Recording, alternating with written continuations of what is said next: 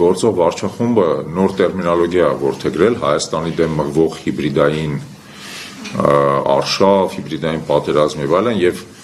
եթե նախկինում ձեզ պիտակավորում էին որպես նախկին, որպես կոռուպցիոներ, որպես ենթադրենք ռուսամետ եւ այլն, հիմա էլ դուք դառնում եք հիբրիդային, այսինքն եթե դուք դրանց ոչ մի պայմանին առավես չեք բավարարում, բայց շարունակում եք պայքարել իրանց դեմ, ուրեմն դուք դառնում եք Հայաստանի դեմ հիբրիդային պատերազմի մասնակից։ Եվ ըստ էության, որպեսզի իրանք հաղթող դուրս գան, այսպես ասած հիբրիդային պատերազմում, իրանք որոշել են բառի բուն իմաստով ոտնատակ տան ժողովրդավարության վերջին մնացորդները երկրում։ Դիտորդական առաքելությունները պետք է հասկանալ, չէ՞ դրանք ընտրությունների օրինականությունը եւ հանրային վերահսկողությունը երաշխավորող կարևորագույն ինստիտուտներ են։ Եվ եթե այս մարդիկ բացարձակ ասիմետրիկ կերպով հայտարարություն են անում, որ մենք սա քննարկել ենք նորմալ դիտորդական առաքելությունների հետ, ակնարկելով, որ ոչ նորմալների հետ, այսինքն որոնք իրանց քաղաքական համոզմունքը չեն կիսում, նրանց հետ դա չեն քննարկել, արդեն դրանով իրենք դիտորդական դաշտը բնականաբար բաժանում են յուրայինների եւ հակառակորդների, արդեն դրանով քաղաքականացնում են հենց այդ նույն դիտորդական դաշտը, Մենք հիմա մտածում ենք, որ բնականաբար այս օրենքի նախագիծը ոչ միայն հրեշավոր է իր էությամբ հակաժողովրդական, այլև մեր սահմանադրական իրավունքներն է ոտնահարում, ինչպես ես արդեն ասացի, խոսքը առաջին հերթին վերաբերվում է Սահմանադրության 70-րդ հոդվածին, որոշակիության սկզբունքին, բայց գուցե նաև այլ կետեր կան Սահմանադրության, որոնք խախտված են, ուստի մեր իրավաբանների հետ մենք հիմա վերլուծում ենք օրենքի նախագիծը, որպեսզի ըստ հնարավորության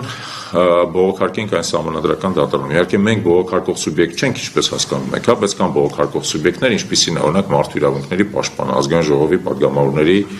1/5-ը, Հանրապետության նախագահը եւ այլն, եւ մենք գտնենք տարբերակ այդ բողոքարկումը իրականացնելու։ Բայց եթե նույնիսկ մինչև ընտրությունները դա տեղի չունենա,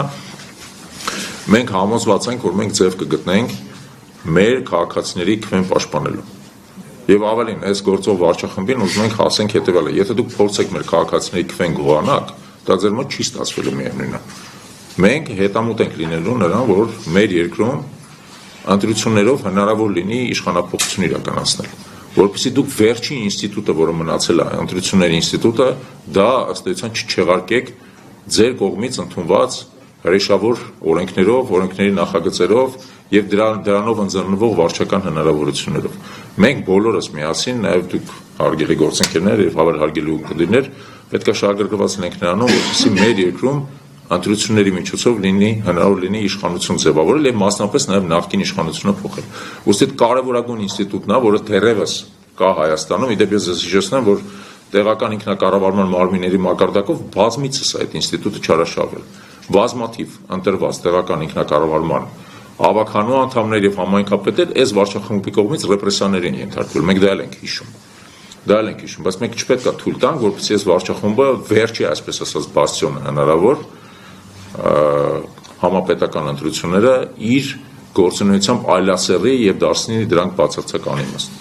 Այդքանը պատրաստ ենք պատասխանել ձեր հարցերին։ Խնդրում եմ ձեր բարձրացնել եւ խնդրում եմ նաեւ ով որ հարցատալի նաեւ ասի ումա հասցեագրված հարցը։